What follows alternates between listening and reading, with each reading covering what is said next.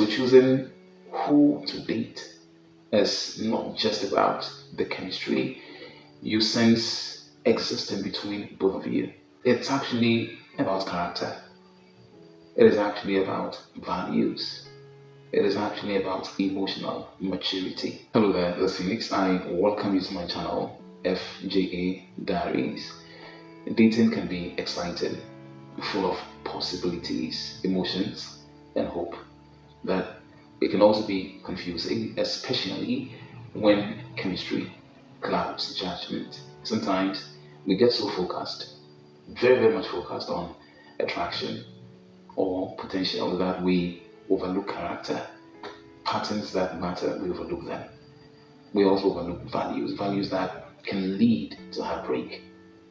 And so, considering that no one is perfect, there are certain types or categories of people whose habits or emotional states make healthy love nearly impossible. However, attentively and carefully recognizing these red flags early enough can save you years of pain and disappointment. And so I need you to stay on with me as we look at 6 categories of men or women you should be mindful dating and why. First category, the emotionally unavailable partner. This person may seem overly confident, charming, and mostly independent, but emotionally distant. Such people are emotionally distant. They avoid deep conversations. They usually would shy away from vulnerability.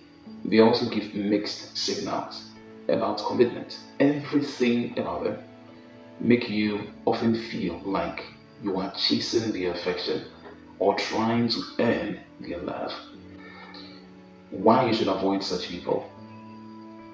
You can't build a lasting, joyous, intimate relationship with someone who usually keeps their walls steadily up.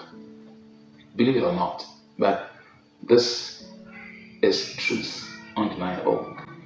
Emotional availability is the foundation of true intimacy. Without it, you will always feel unseen, unfulfilled, and not enough. Second category, the chronic victim partner.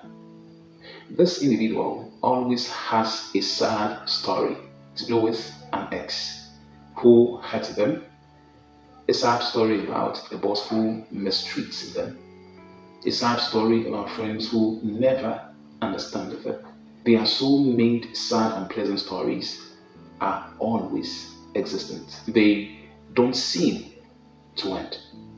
They rarely take responsibility for choices they make that go wrong and would usually blame others for every setback they face. Why you should avoid such a person.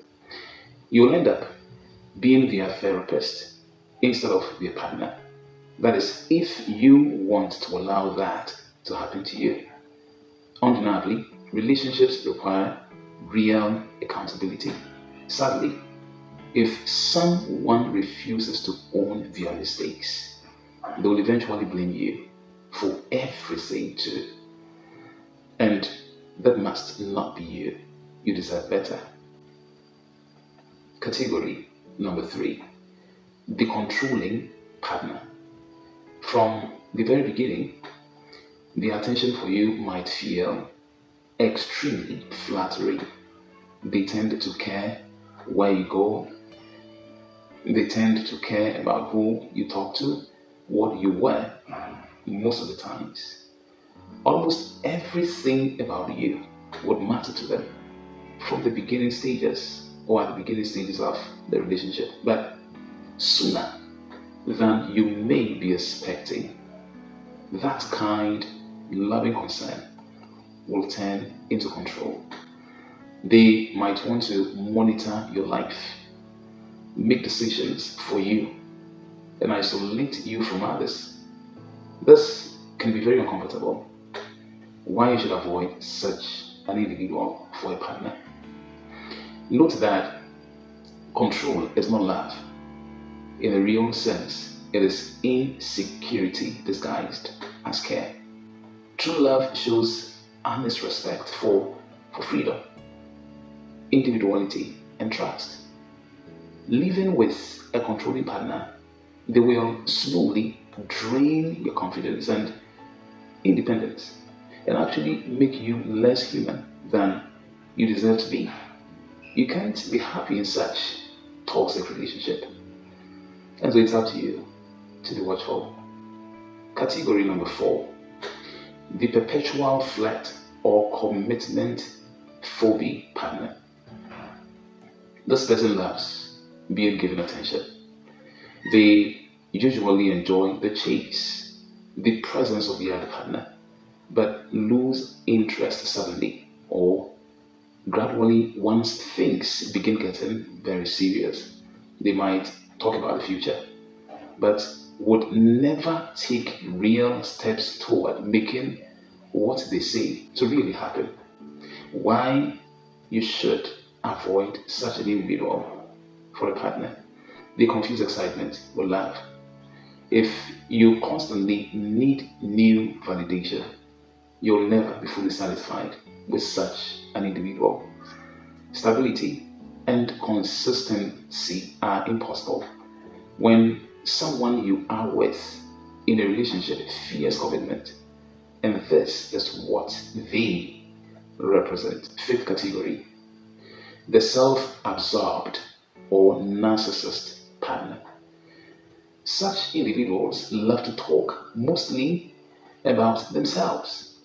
Their needs always come first, their achievements, and what else they might want to do in the near future dominate conversations. Your feelings, your needs, everything about you for them does not immediately matter. They often go unnoticed. Such partners crave admiration and not real connection. Why you should be mindful having such an individual for a partner. Narcissists really can make you feel small, very guilty, or entirely invisible. With them, love is one sided. But every healthy relationship requires empathy and mutual respect. These are real things needed in a healthy relationship that a self centered person normally would struggle to give. And that is the narcissist partner. Sixth category, the fixer upper partner. You might want to date such a person because you see their potential, not their reality. Maybe they are emotionally broken, perhaps they are financially unstable or addicted to unhealthy habits. And you may think or believe your love for them can help them heal, recover, or change. This might not always work and will leave you disappointed. Why you should be mindful of having such an individual for a partner, hence avoiding them. Don't blindly assume, and I tell you this, don't blindly assume love in itself in a relationship as a rehabilitation center. You should not assume love in itself as a rehabilitation center in the hope that support is very important. Real change must come from within. And so if you are constantly rescuing or repairing someone, not taking a lot of things into consideration, including the aftermath of that kind act, turned into a dating word, you'll lose yourself trying to save it. That can leave you devastated, especially when after their recovery process, or after they have actually gotten healed, decide to look in a different direction, not even giving you the recognition for having helped them to have attained that new status. My dear friend, love is beautiful, but it thrives only when both partners are emotionally healthy, when both partners are emotionally connected, when both partners are self aware and willing to grow together. And so choosing who to date is not just about the chemistry you sense existing between both of you. It's actually about character. It is actually about values. It is actually about emotional maturity. If someone consistently drains your peace, confuses your heart, or ignores your needs, what you consider very important to you, that is not real love. Believe it or not, it is a very strong warning, a huge red flag you must not ignore. And so I tell you this, protect your heart by being wise about who earns your time and energy. True love doesn't require you to shrink. It doesn't actually require you to chase or fix. It meets you. True love meets you with peace. While you also offer it, it meets you with respect. While you give it, it meets you with real partnership. While you also give it. And so make a healthy choice when you have the opportunity to engage in one.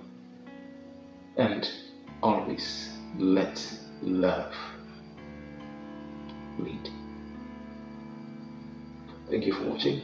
Take good care of yourself until I come your way another time.